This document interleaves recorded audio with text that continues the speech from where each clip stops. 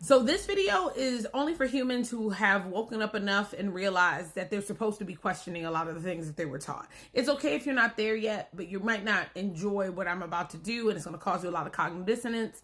So you can just scroll. Also, this is a little different than my regular content in the sense that, as y'all know, I'm a scientist. So anything that I'm posting on my page is typically rooted in the most up-to-date science. But this one is going to be still about science, but also about my spirituality journey and what I've recognized so far. So, long story short, for people who are new here, like I did a lot of deconstructing in adulthood, including studying the history of religion, history in general, all kind of stuff. And now I identify as spiritual. I'm just very open-minded and just wanting to learn as much as I can about our existence. And I personally feel like the constraints of religion and pretending like we have all the answers is preventing us from actually getting the answers. And I think that science reveals to us the true answers of the universe, the rules of it, all of that. I don't think it's either or. I think it's together. So what I mean by that is if science is discovering phenomena, whether it be human phenomenon or it be just phenomena in general about our existence in the world around us, then that would, if you believe, even if you are religious, right, you would believe that God created everything you're seeing. So then wouldn't science be explaining God's work, right? Think about it. Okay, so that's where I'm at. And I see God very differently now, right? We got to remember that language is made up by us as humans. It's a made up thing. It's sounds that we've given meaning to. So my understanding of God has evolved as I've learned more. I no longer see God as a person in the sky. I think that God is a symbolic representation of our power within us and our connection to each other and the universe as a whole. So I also see God as like consciousness, like just conscious beings, right? Represent what God is. And it's so interesting because, growing up, when I was conditioned to be Christian at that time, and indoctrinated, right? Like at that time, I heard a lot of very common, sayings, right? Like God created everything. God is all knowing. We're children of God. And now I have very different understandings of those statements. And I do think that they represent truth, but not in the way that they have been previously presented. So like I said, I see God as us and all like consciousness, all living conscious things, beings, and it represents the power within us. And so when you think about like God created everything, right? If you look at the world around you, who created it?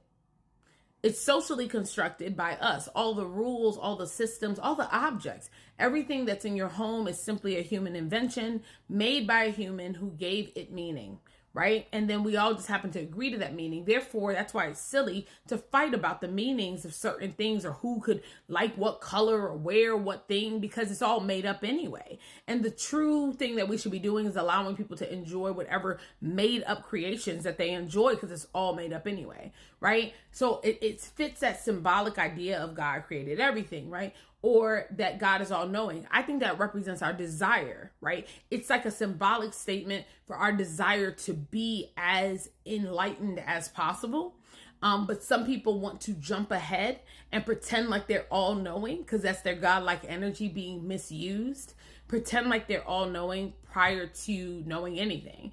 And we see this all the time. Human beings speaking on things that they know absolutely nothing about. Human beings who have never taken a science class trying to explain sexuality, biology, etc. It's like crazy. But it makes sense when you understand that if a person is not taught how to hone their power, right? If you are a powerful being, which you are, and you're not taught how to hone it, then you will misuse it. No different than if I gave you some kind of powerful object and I said, here, take it, but I never taught you what to do with it, then of course you're going to misuse it. And I think that that is what we are experiencing, right? Think about it. Narcissistic personality disorder is when a person believes that they are God and no one else is. People pleasing is when a person believes that everyone else is God and they're not. And when we are nurturing the skill of empathy, it helps us live in a balanced place where we understand that we are powerful and so is everyone else. Therefore, they all deserve respect, care, to be held accountable, because that's a type of form of love, right? I'm giving you a gift when I hold you accountable. But anyway, do you see? So I just see it as this more symbolic thing. We're souls having a human experience. We are here to keep evolving, learning, growing. and to, yes, continue to discover truths, because our ultimate goal is to be all knowing, but we're not there yet. We are not there yet. The collective is not there yet. And the only way that we get there is by people healing from their traumas that were done to them, waking up from the matrix that they were put in, and actually going back to being the open-minded, curious little scientist that they started life as. Because that's how we all came earthside. We were open-minded, free-thinking, and just simply wanted to learn. And if all of us could get back into that state, we could really excel and make this process even quicker. And trauma is truly the human plague, preventing us from living into our purpose, not just on a human level, but on a soul level too. So that's just some of my thoughts. I could talk about this all day, but hopefully you enjoyed the video.